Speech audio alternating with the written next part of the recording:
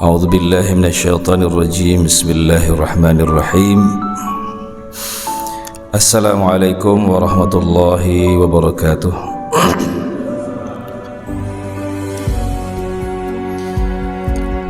إن الحمد لله نحمده ونستعينه ونستغفره ونؤمن به ونتوكل عليه ونعوذ بالله من شرور أنفسنا وسيئات أعمالنا. من يهده الله فلا مضل له ومن يضلله فلا هادي له. أشهد أن لا إله إلا الله وحده لا شريك له وأشهد أن محمدا عبده ورسوله لا نبي بعده.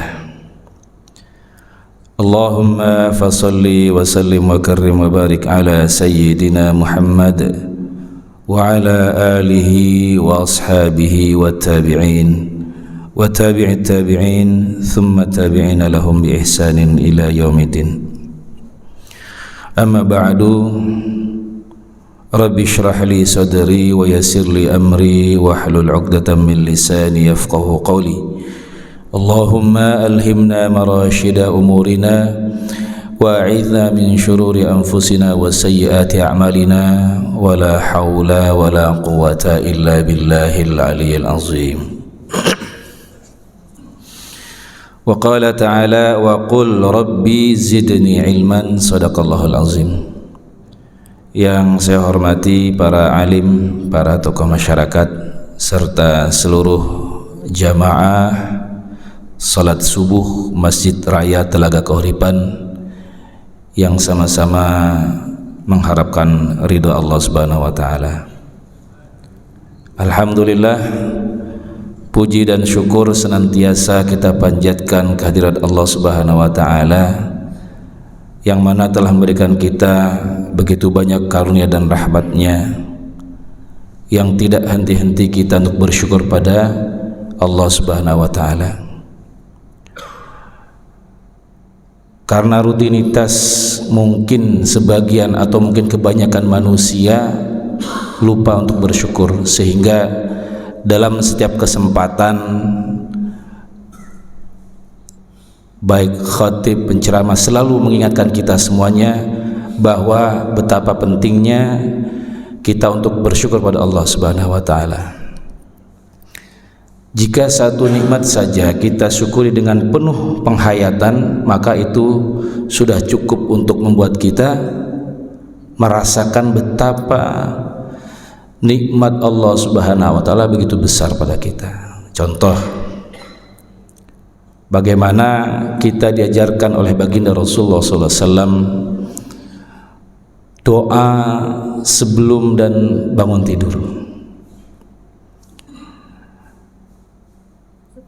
Bismika yang umum ya, yang umum kita ketahui sebelum tidur, bismika Allahumma ahya wa bismika amut. Kalau kita mana yang lebih dalam kita hayati, maka itu bermakna bahwasanya kita sebagai hamba lemah di hadapan Allah Subhanahu wa taala, sehingga sampai tidur pun kita pasrahkan diri kita pada Allah Subhanahu wa taala. Bismika, dengan Engkau ya Allah, dengan namamu ya Allah, ahya, aku hidup, wa bismika amut, dan dengan namamu aku mati. Jadi hidup kita, mati kita adalah dalam genggaman kekuasaan Allah Subhanahu wa taala. Ulama mengatakan salah satu tidur merupakan salah satu bentuk kematian yang kecil. Kematian kecil. Kenapa disebut kematian kecil? Dalam hadis atau riwayat dikatakan, atau Rasulullah bersabda, jadi ketika tidur ruh nyawa manusia itu berada di dalam genggaman Allah Subhanahu wa taala. Maka yang takdirnya masih hidup, kemudian Allah kembalikan ruhnya ke jasadnya, dan yang takdirnya diwafatkan oleh Allah, maka dia tetap berada dalam genggaman Allah Subhanahu wa taala. Jadi seberapapun tinggi jabatan kekuasaan manusia, titik terlemahnya adalah ketika dalam keadaan tidur. Dia tidak berdaya apa-apa. Bahkan seorang raja, seorang presiden pun dia tidak bisa memerintahkan anggota tubuhnya untuk tetap bekerja ketika dia tidur. Nggak ada yang bisa. Wahai jantung, saya mau tidur, kamu jangan berhenti ya, nggak ada. Ke jantung, paru-paru ini bergerak atas izin Allah Subhanahu wa taala. Sehingga kemudian Rasulullah ajarkan doa bangun tidur, alhamdulillahilladzi ahyana. Kesyukuran yang terbesar ya Allah, alhamdulillah engkau telah kembalikan raddatta alayya ruhi, dalam doa yang lainnya engkau telah kembalikan ruhku kepadaku sehingga aku bisa kembali memujimu, bertasbih padamu, berzikir kepadamu, beribadah kepadamu ya. Menambah kebaikan-kebaikan, amalan-amalan untuk taat kepada engkau.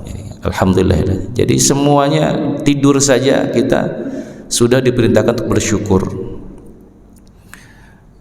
Yang mana jantung ketika tidur masih berdetak, itu atas perintah Allah. Paru-paru masih bernapas, itu atas perintah Allah. Jadi dari satu saja, jika kita menghayatinya, merenunginya dengan secara dalam, maka itu sudah cukup untuk bisa merasakan kebesaran dan keagungan Allah Subhanahu wa taala. Yaitu baru tidur, belum nikmat-nikmat Allah yang lainnya. Makanya di dalam Al-Quran, di dalam surat Tabarak atau Al-Mulk dikatakan, wa ja'ala lakumus sam'a wal absara wal afidah qalilan ma tashkurun. Allah mengingatkan kepada kita semuanya, Allah sudah menciptakan pandangan, pendengaran, penglihatan, kemudian hati, fuad, untuk berfikir, untuk membedakan yang baik dan buruk. Tetapi Allah sudah memberikan nikmat-nikmat yang besar itu, pendengaran, penglihatan. Apa yang terjadi? Qalilan ma tashkurun. Sedikit sekali dari hamba Allah yang bersyukur. Jadi bahkan kata ulama, kita perlu bersyukur dengan syukur kita itu sendiri. Jadi kita bisa bersyukur, itu perlu kita syukuri. Kenapa? Karena hakikatnya yang memampukan kita untuk bersyukur pada Allah adalah Allah Subhanahu wa taala. Qalilan ma tashkurun. Tidak setiap manusia bisa bersyukur, bisa merasakan syukur kepada Allah Subhanahu wa taala, sehingga ini perlu kita syukuri juga. Jadi syukurnya kita perlu kita syukuri, tahsilul hasil.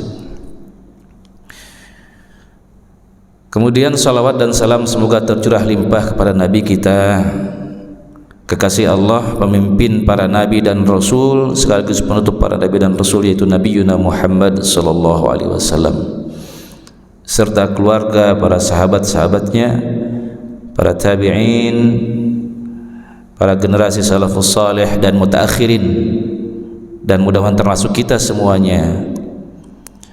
Dan ini pun salawat kepada Rasulullah SAW salah satu bentuk syukur yang lebih khusus lagi. Jadi kita bersalawat pada Rasulullah SAW adalah bentuk syukur yang lebih khusus. Kenapa dikatakan syukur yang lebih khusus? Karena Allah Subhanahu wa taala memerintahkan malaikat dan makhluk-makhluknya untuk bersalawat pada Rasulullah SAW. Kenapa? Karena sebagai ungkapan, selain daripada ungkapan rasa cinta, juga rasa syukur. Dalam sebuah riwayat Sahih Bukhari, riwayat yang panjang, dikisahkan di akhirat nanti ketika mahsyar ditegakkan, maka Allah Subhanahu wa taala murka, dan belum pernah Allah Subhanahu wa taala menampakkan kemurkaannya lebih dahsyat selain daripada murka Allah saat itu. Sehingga sampai-sampai seluruh makhluk yang ketika itu dibangkitkan merasa takut sejadi-jadinya. Termasuk diantaranya Jibril alaihissalam, dikatakan mendengar, melihat kemurkaan Allah yang Allah tunjukkan, tampakkan ketika itu, maka Jibril alaihissalam mengecil sehingga lebih kecil daripada seekor nyamuk. Kita tahu bahwasanya Jibril alaihissalam merupakan malaikat yang paling kedekatannya dengan Allah, begitu dekat dibandingkan dengan para malaikat lain. Bahkan sebagai jenderalnya malaikat Jibril alaihissalam, tugasnya sebagai perantara antara Allah Subhanahu wa taala dengan nabi dan rasulnya, menyampaikan wahyu. Nah, makhluk yang paling dekat dengan Allah saja ketika melihat atau ditampakkan kemurkaan Allah ketika itu, begitu ketakutan yang luar biasa sehingga berubah wujud aslinya. Dalam riwayat lainnya, dalam mengisahkan tentang wujud asli Jibril alaihissalam itu besar.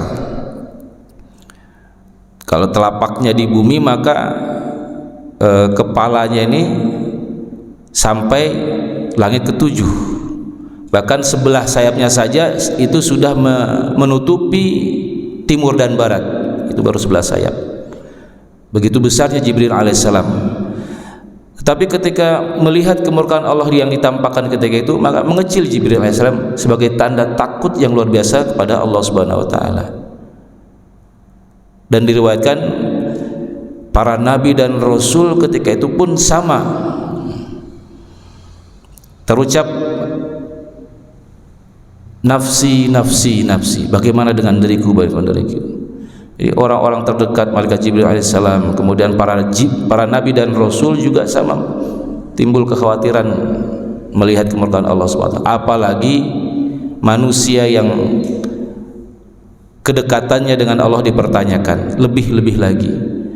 Makanya ada yang tenggelam di dalam keringatnya masing-masing, ada yang tenggelam sebatas mata kaki, ada yang tenggelam sebatas dada, bahkan ada yang tenggelam sampai kepalanya tenggelam oleh keringatnya masing-masing karena ketakutan. Tetapi ada satu sosok yang kemudian ketika Allah menampakkan kemurkaannya justru malah bersujud, menangis, memohon ampun pada Allah Subhanahu wa taala dan meminta agar Allah Subhanahu wa taala segera melaksanakan yaumul hisab. Mendengar doa ini, mendengar ucapan ini, maka meredalah seketika amarah Allah Subhanahu wa taala. Siapakah beliau?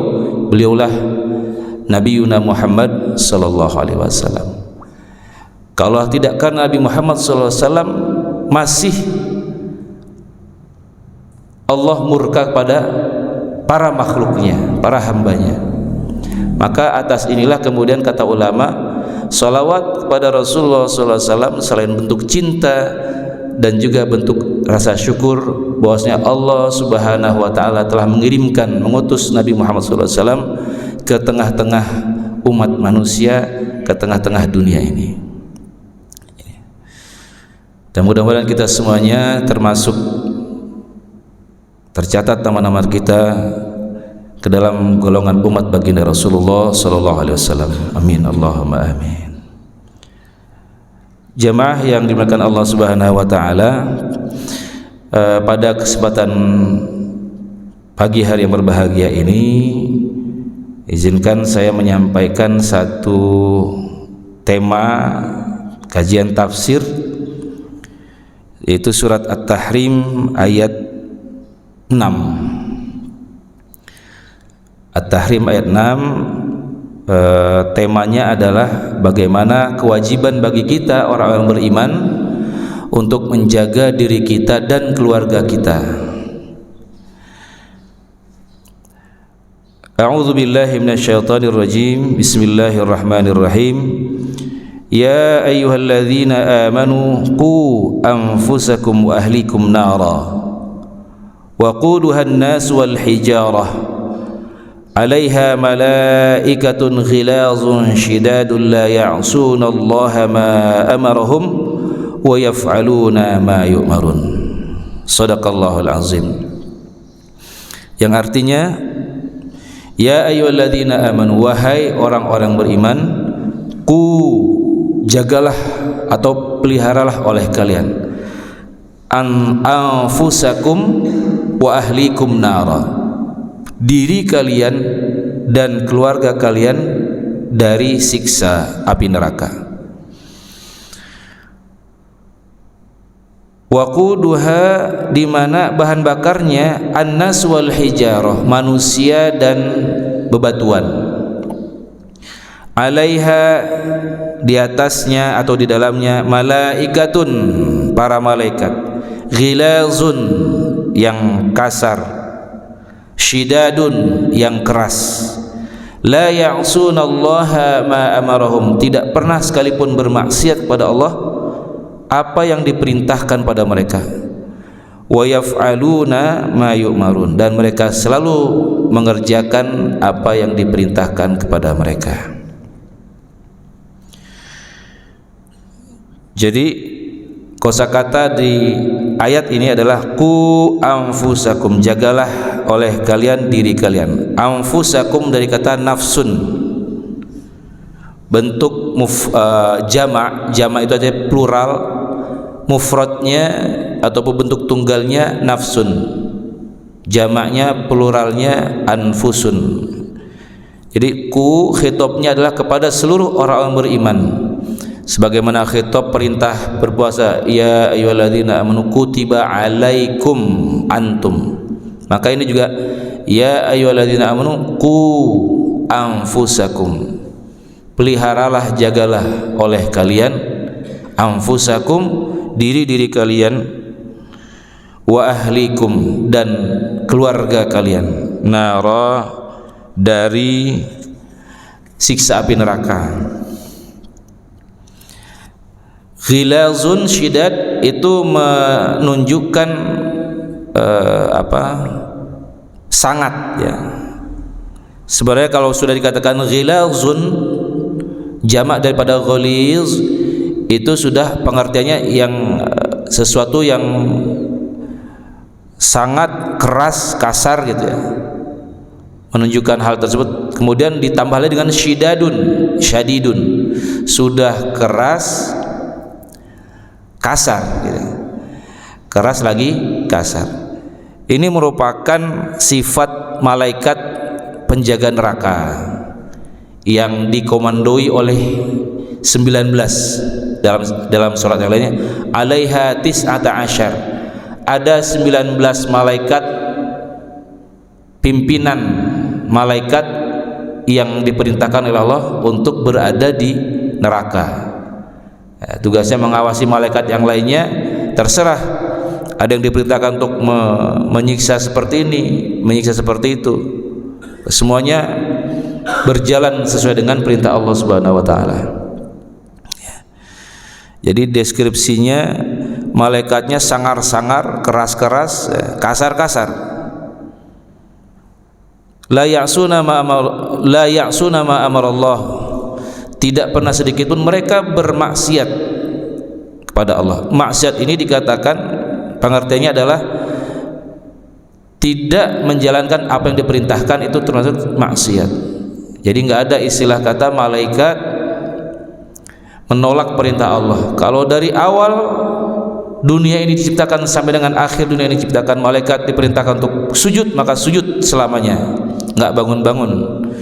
Ada yang diperintahkan untuk bertasbih, bertasbih terus selama-lamanya. Maka ini malaikat neraka diperintahkan untuk menyiksa, ya sudah menyiksa terus selama-lamanya, abadan abada, nggak berhenti-berhenti. Wa yaf'aluna ma yu'marun, penegasan, dan senantiasa taat, patuh terhadap apa yang diperintahkan kepada mereka. Jadi penegasan malaikat itu pokoknya sosok yang nggak bisa kompromi, nggak ada bisa diajak kompromi. Malaikat nggak pernah membangkang perintah Allah. Beda dengan manusia. Manusia ada kalanya dia bisa taat, makanya dikatakan manusia yang taat itu lebih daripada malaikat. Atau kadang ada yang tidak taat, bermaksiat, membangkang perintah Allah, sehingga dia lebih daripada al-an'am, bal adol, kata Al-Quran. lebih buruk daripada hewan, bahkan adol, lebih sesat ketika manusia tidak taat atau bermaksiat pada Allah Subhanahu wa taala. Ada makhluk yang membangkang saja terus perintahnya, tidak pernah taat, yaitu iblis laknatullah alaihi. Iblis karena rasa dengkinya kepada Adam alaihissalam, mengira bahwa dirinya lebih baik, lebih sempurna daripada Adam alaihissalam, sehingga yang menjerumuskan, mengakibatkannya keluar atau dikeluarkan dari surganya Allah. Sejak saat itu, walaupun pernah satu ketika iblis ingin taubat, tapi Allah mensyaratkan, boleh kalau mau taubat, tapi syaratnya satu. Apa? Ya, kamu datang ke makamnya Adam alaihissalam, kamu sujud. Apa jawaban iblis? Ya Allah, di masa hidupnya saja aku menolak perintah tersebut, apalagi lebih-lebih ketika dia sudah wafat. Nggak bakalan. Ini jadi bentuk pembangkangan yang setinggi-tingginya. Itulah makhluk iblis laknatullah alaih. Maka manusia berada di antara kedua-duanya. Bisa jadi dia lebih mulia daripada malaikat, atau lebih buruk bahkan dari hewan yang paling buruk sekalipun. Nah, malaikat dia adalah makhluk yang tidak pernah bermaksiat dan selalu. Kemudian kenapa kita perlu untuk memperhatikan keluarga? Tentu saja selain daripada ini merupakan perintah Allah Subhanahu wa taala, hari ini kita lihat Bapak-bapak sekalian, begitu ketahanan keluarga menjadi isu besar. Ketahanan keluarga menjadi isu besar yang akhir-akhir ini terjadi. Dalam pemberitaan di media-media kita sering mendengar, melihat, membaca bahwasanya banyak terjadi perselisihan antara pasangan di dalam keluarga, antara orang tua dengan anak dan sebagainya. Dan ini perlu menjadi perhatian khusus bagi kita semuanya, tentu saja. Kenapa? Karena keluarga di dalam Islam bukan hanya saja sebatas kita di dunia, tetapi justru dia akan kita bawa sampai dengan akhirat. Kita mungkin sering mendengarkan hadis Rasulullah SAW, ada 3 hal yang tidak akan pernah putus pahalanya, terus mengalir ketika seorang manusia atau Bani Adam itu meninggal dunia. Salah satu diantaranya adalah waladun solehun, anak yang soleh, yad'u lahu, yang senantiasa mendoakan kedua orang tuanya. Dari mana kita mendapatkan anak yang soleh? Tentu saja berangkat dari keluarga, lingkungan keluarga. Lingkungan keluarga akan membentuk keturunan anak, apakah dia soleh ataupun tidak soleh, berdasarkan lingkungan yang dia alami sehari-harinya di dalam keluarga. Dalam bahasa lainnya, kullu mauludin yuladu ala fitrah, setiap manusia, setiap anak itu dilahirkan dalam keadaan fitrah. Fa abawahu yuhawidanihi aw yunassirani aw yumajjisanihi. Peran orang tua, peran keluarga yang akan mewarnai anak tersebut, apakah dia akan menjadi seorang Yahudi, Nasrani kah, atau Majusi kah, atau dia mewarisi sifat-sifat keimanan orang tuanya Muslim mukmin. Itu bergantung kepada keluarga. Hingga makanya Allah Subhanahu wa taala mengingatkan hamba-hamba yang beriman, ya ayyuhalladzina amanu qu anfusakum wa ahlikum nara. Kemudian lingkungan terkecil dalam sebuah masyarakat atau negara adalah rumah tangga ataupun keluarga. Sehingga ketika rumah tangga keluarga sehat, baik, maka menjadi pilar bagi sehatnya dan baiknya, harmonisnya hidup di dalam sebuah masyarakat tersebut atau tatanan bernegara tersebut. Sebaliknya, jika keluarga rumah tangga di dalamnya ini penuh dengan hal-hal yang tidak baik, tentu saja akan berpengaruh terhadap kehidupan ataupun tatanan bermasyarakat dan bernegara di dalam masyarakat dan negara tersebut. Sehingga kemudian kenapa kita diingatkan untuk memperhatikan masalah keluarga. Apa saja hal yang kemudian yang perlu kita perhatikan?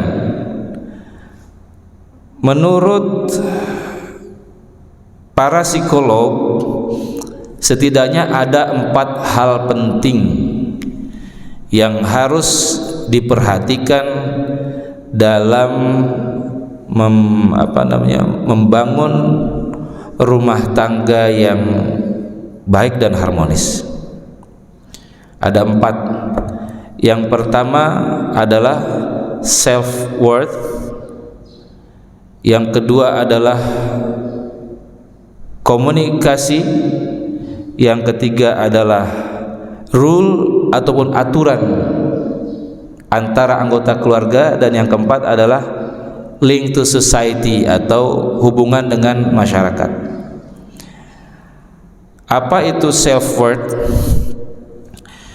Self worth itu mencakup seperti misalnya ketika terjadi interaksi antara anggota keluarga, maka perlu memperhatikan hal-hal berikut ini. Misalnya postur dan ekspresi. Jadi kadang ada yang menyebabkan kesalahpahaman ketika antara apa yang diucapkan kemudian berbeda dengan postur dan ekspresi yang ditunjukkan ataupun ditampakkan, gitu ya. Misalnya ketika ada seorang pasangan kepada pasangan yang mengatakan boleh, tetapi dengan nada yang tinggi, boleh, itu beda dengan boleh, itu beda, ya. Bisa beda tanggapannya, responnya bisa beda. Jadi antara kata dengan postur dan ekspresi perlu diperhatikan sehingga tidak terjadi kesalahpahaman. Kemudian termasuk self worth juga adalah pikiran dan ucapan. Di dalam masyarakat kita, budaya masyarakat Indonesia itu karena memang tidak terbiasa dengan budaya terbuka, sehingga kita tidak terbiasa untuk mengungkapkan pikiran kita secara terbuka terhadap anggota keluarga di dalam keluarga kita. Sehingga inilah kadang-kadang juga menyebabkan terjadinya kesalahpahaman. Misalnya suami minta tolong pada istrinya membuatkan kopi. Mah, buatkan kopi dong, dibikin kopi. Kemudian dibuatkan, ketika diminum, wah pahit, kurang manis, marah-marah. Nah, terus dibalas lagi dengan sang istri ngambek, hingga terjadi kesalahpahaman. Padahal karena tidak secara spesifik memerintahkannya, sehingga terjadi kesalahpahaman. Ya, harusnya kan tolong bikinin kopi, kopinya sekian sendok misalnya, lebih spesifik, gulanya sekian sendok. Nah, baru itu yang betul. Jadi kebiasaan seperti itu, budaya yang berkembang. Pikiran dan ucapan sering tidak terbuka diungkapkan. Kemudian hal yang diperlukan dan juga apa yang ingin orang lain ataupun pasangan lakukan itu perlu untuk juga diungkapkan. Ya, terkadang kan Perselisihan sering terjadi karena ada hal-hal yang diinginkan oleh pasangan tetapi tidak diceritakan. Masalah didiamkan bertumpuk-tumpuk, sebulan, 2 bulan, setahun, 2 tahun, dibiarkan sampai dengan meledak. Itu terkait dengan self worth. Kemudian yang kedua, komunikasi. Ya. Jadi komunikasi itu melibatkan atau mempresentasikan pikiran, perasaan, ya. Kemudian fisiologi kata-kata, pilihan kata juga harus diperhatikan. Nada, tempo, ya. Kita bisa membedakan mana ketika nada dan tempo seseorang itu sedang emosi marah, mana yang tidak. Itu juga harus diperhatikan. Dan juga ekspresi. Makanya salah satu kendala di era milenial ini adalah ketika kita berkomunikasi hanya sebatas lewat WhatsApp.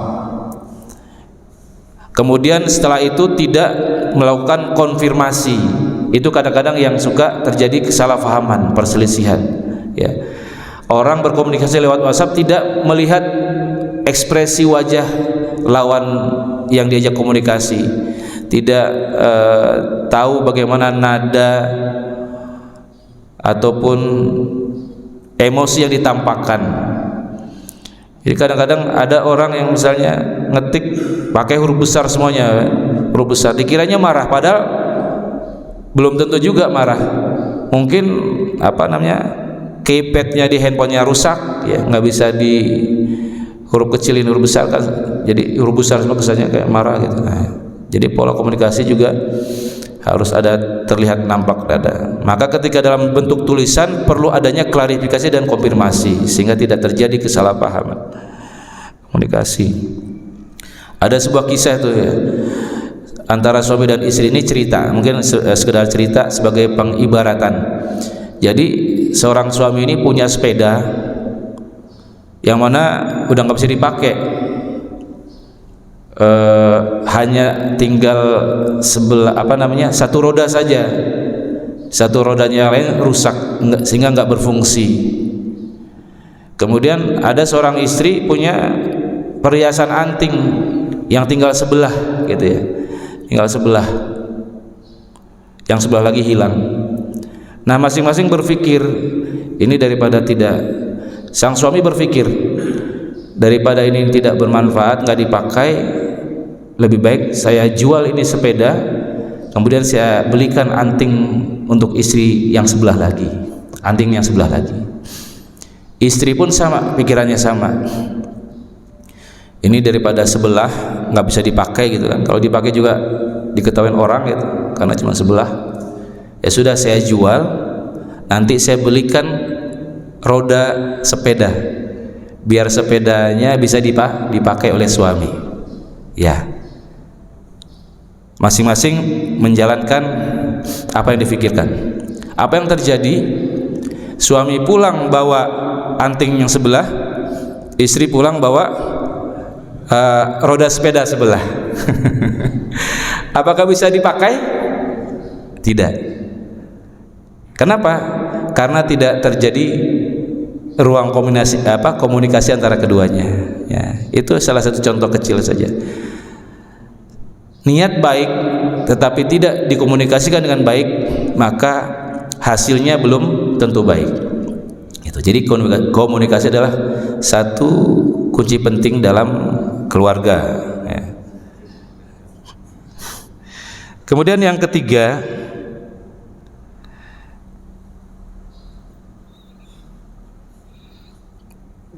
yang pertama self worth, kemudian yang kedua komunikasi, yang ketiga adalah, maaf, kecontekan sedikit.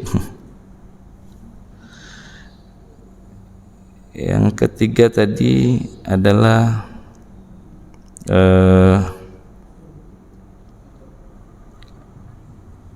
mana tadi ya?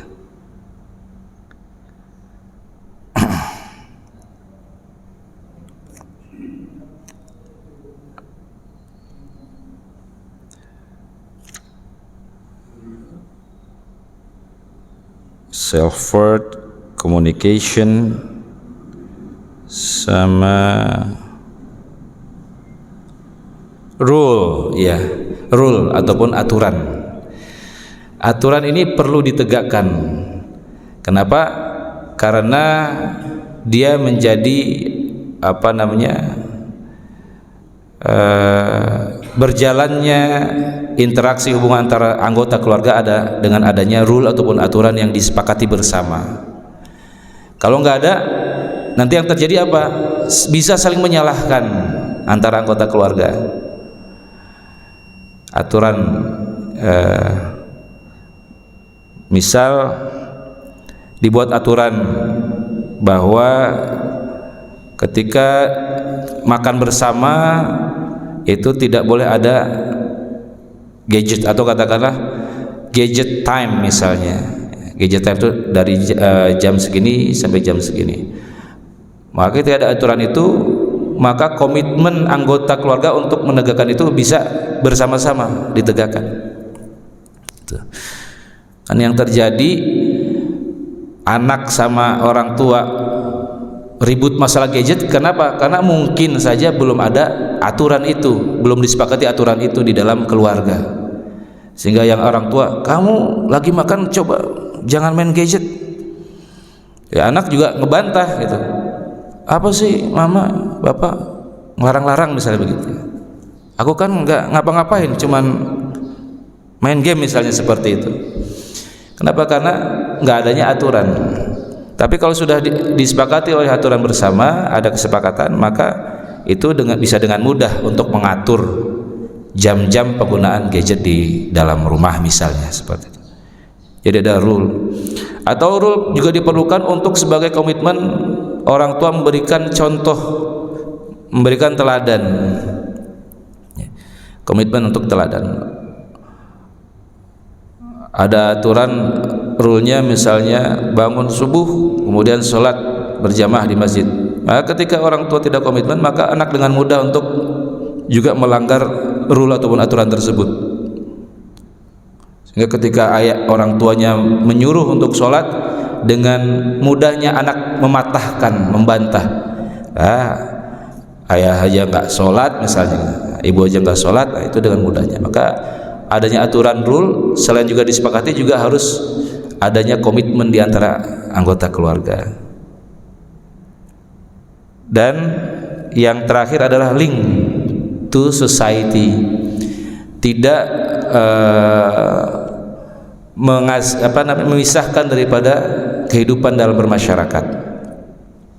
Maka ada perlu waktu-waktu untuk bisa berbaur, berinteraksi dengan tetangga, dengan siapapun. Bahkan Rasulullah SAW dalam sebuah riwayatnya mengatakan, karena pesan